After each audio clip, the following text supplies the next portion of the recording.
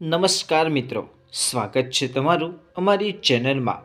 તો મિત્રો, કર્મ પાસે ના તો કાગળ છે ના તો પેન છે, તો પણ એની પાસે આખા જગતનો હિસાબ હોય છે। એવું કહેવાય છે કે જે કર્મ આપણે પહેલાં કર્યા હોય છે એનું ફળ આપણને આજે મળે છે, અને જે કર્મ આપણે આજે કરીએ છીએ એનું ફળ આપણને પાછળથી મળશે। કોઈએ સાચું કહ્યું છે કે બીજા લોકો સાથે કરેલું ખરાબ કર્મ બરબાદીના દરવાજા ખોલે છે। કદાચ તમે કોઈની સાથે ખરાબ કરો છો તો તમારી સાથે પણ ખરાબ થવાનું છે। તો મિત્રો, આજની કહાની ખૂબ જ સમજવા લાયક અને જીવનમાં ઉતારવા જેવી કહાની બનવાની છે। તો તમને વિનંતી છે કે આ કહાની અંત સુધી ધ્યાનથી સાંભળજો, અને વિડીયો પસંદ આવે તો વિડીયોને લાઈક કરી શેર કરી દેજો, અને ચેનલને સબસ્ક્રાઈબ પણ જરૂરથી કરજો। તો ચાલો મિત્રો, કહાની શરૂ કરીએ। તો મિત્રો, ઘણા બધા સમય પહેલાંની વાત છે। એક ખૂબ જ જૂનું ગામ હતું, અને એ ગામનું નામ રામનગર હતું। રામનગર ગામના લોકો ખૂબ જ સીધા અને સત્યવાદી હતા। આ ગામમાં એક વૃદ્ધ વ્યક્તિ એની પત્ની અને 2 પુત્રો સાથે રહેતા હતા। મોટા દીકરાનું નામ મહેશ હતું અને નાના દીકરાનું નામ રવિ હતું। એના માતા પિતા ખેતીવાડીનું કામ કરતા હતા। સમયની સાથે સાથે બંને ભાઈઓ હવે મોટા થઈ ગયા હતા। રવિ હંમેશા એના ભાઈ મહેશને જોઈને ઈર્ષ્યા કરતો રહેતો, કેમ કે મહેશનો સ્વભાવ ખૂબ જ સારો હતો, બધા જ લોકોની મદદ કરતો હતો। મહેશના મનમાં બધા જ લોકો માટે દયા અને આદર ભાવ હતો, પરંતુ રવિના મનમાં બીજા લોકો માટે કોઈ પણ દયાભાવ ન હતો। રવિ તો એના માતા પિતા સાથે વાત પણ નહોતો કરતો। એ હંમેશા બીજા લોકોનો અનાદર કરતો અને નુકસાન પહોંચાડતો। ધીરે ધીરે ઘણો સમય વીતી ગયો। હવે મહેશ અને રવિના માતા પિતાનું મરણ થઈ ગયું। હવે એના માતા પિતા આ દુનિયામાં નહોતા રહ્યા, અને એ સમયે મહેશ પોતાના ઘરે ન હતો, કેમ કે બીજા શહેરમાં કામ માટે ગયો હતો। અને જ્યારે એને આ વાતની ખબર પડી એટલે એ બધા જ કામ છોડીને દોડતો પોતાના ઘરે પહોંચ્યો। મહેશને હજુ વિશ્વાસ ન હતો થઈ રહ્યો કે મારા માતા પિતા હવે આ દુનિયામાં નથી રહ્યા। ત્યારબાદ મહેશ અને રવિએ મળીને માતા પિતાના અંતિમ સંસ્કાર કર્યા।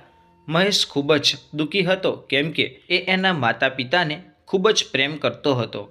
માતા પિતાની અંતિમ વિધિ બાદ મહેશે ગામના લોકોને ભોજન માટે આમંત્રણ આપ્યું અને બ્રાહ્મણોને દાન દક્ષિણા આપી વિદાય કર્યા। હવે મહેશ અને રવિ બંને ભાઈઓ એકલા રહેતા હતા। ધીરે ધીરે સમય વીતવા લાગ્યો। હવે મહેશ દર વર્ષે પોતાના માતા પિતાની તિથિ પર બ્રાહ્મણોને ભોજન કરાવતો અને દાન દક્ષિણા આપતો, પરંતુ આ બધું રવિને પસંદ ન હતું। આ બધું જોઈને રવિને ઈર્ષ્યા થયા કરતી, કેમ કે મહેશથી ખૂબ જ નફરત કરતો હતો। પરંતુ આ બંને ભાઈઓ રહેતા હતા એ રાજ્યનો રાજા ખૂબ જ સારો હતો, અને આ રાજા બધા જ લોકોની મદદ કરતો રહેતો। એટલા માટે એકવાર પોતાના માતા પિતાની તિથિ પર મહેશે પોતાના રાજ્યના રાજાને ખૂબ જ આદર સત્કાર સાથે પોતાના ઘરે બોલાવ્યા, અને રાજાની સામે બ્રાહ્મણો અને એના સગા સંબંધીઓને ભોજન કરાવ્યું। ત્યારબાદ બ્રાહ્મણોને દાન આપ્યું। મહેશ એવું માનતો હતો કે આ બધું કરવાથી મારા માતા પિતા સ્વર્ગમાં ખૂબ જ ખુશ થશે। એ જ સમયે રવિ પણ ત્યાં ઊભો હતો। હવે રાજા ભોજન કર્યા બાદ રવિ પાસે ગયા એટલે રવિએ રાજાને પ્રણામ કર્યા। ત્યારે રાજાએ રવિને પૂછ્યું કે તારો ભાઈ તારા માતા પિતા માટે આટલું બધું કરે છે, તો પછી તું આવું કેમ નથી કરતો? આખરે તે તારા પણ માતા પિતા હતા।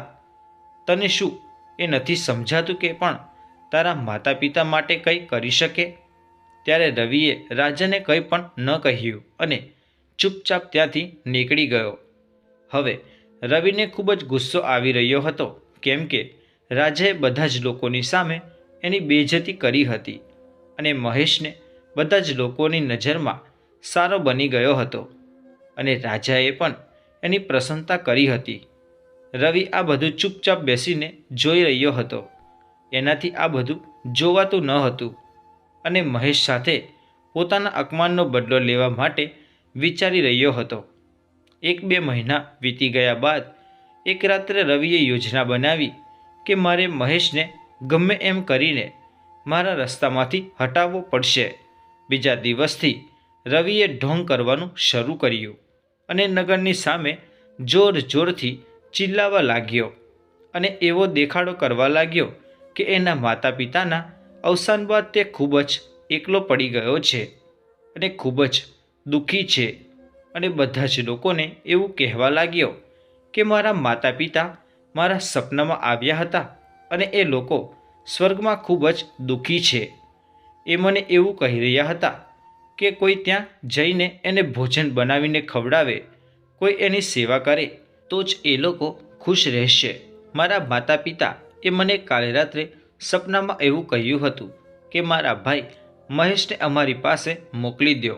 મહેશ એની ખૂબ જ સેવા કરે છે એટલે અમે એને સાથે ખૂબ જ ખુશ રહીશું અને મહેશ અહીંયા આવશે ત્યારે જ અમારી આત્માને શાંતિ મળશે.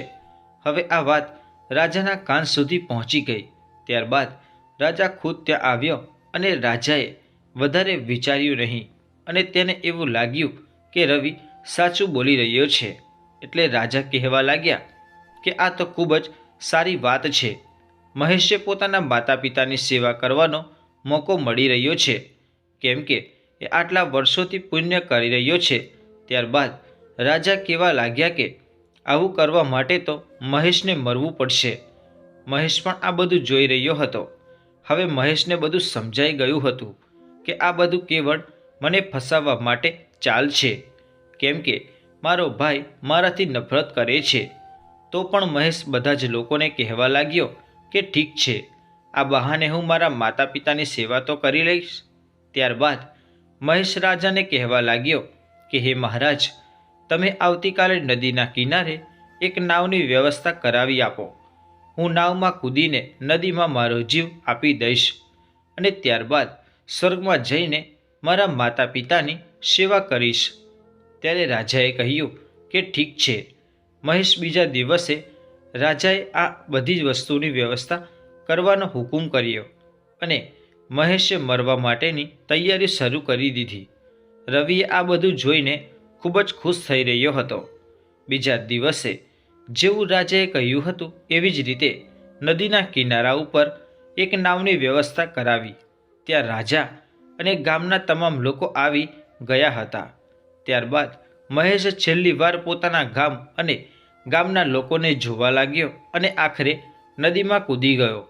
હવે આખા ગામના લોકોને ખબર પડી ગઈ કે મહેશ આ દુનિયામાં નથી રહ્યો અને હવે એ એના માતા પિતાની સેવા કરવા માટે સ્વર્ગમાં જતો રહ્યો છે. આ બાજુ રવિ ખૂબ જ ખુશ હતો કેમ કે એનો એકનો એક ભાઈ હવે આ દુનિયામાં નહોતો રહ્યો. એવું વિચારી રહ્યો હતો કે મારા માતા પિતાની જેટલી પણ જમીન અને મિલકત છે એ બધું જ હવે મારું છે. હું જ આનો માલિક બનીશ. ધીરે ધીરે સમય વીતવા લાગ્યો અને એક દિવસ અચાનકથી રાજાના દરબારની બહાર મહેશ બેઠેલો હતો અને જોર જોરથી રડી રહ્યો હતો. ત્યારે રાજાના સૈનિકોએ જોયું કે મહેશ અહીંયા બેસીને રડી રહ્યો છે. પહેલાં તો બધા જ લોકો એની પાસે જવાથી ડરી રહ્યા હતા, પરંતુ થોડીવાર બાદ સૈનિકો પૂછવા લાગ્યા કે આ ચમત્કાર કેવી રીતે થયો, તું જીવતો કેવી રીતે થઈ ગયો.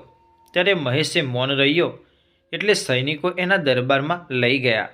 સૈનિકો મહેશને લઈને આવી રહ્યા હતા ત્યાં રાજા અને જીવતો જોઈને ખૂબ જ આશ્ચર્યમાં પડી ગયા અને મહેશને પૂછવા લાગ્યા.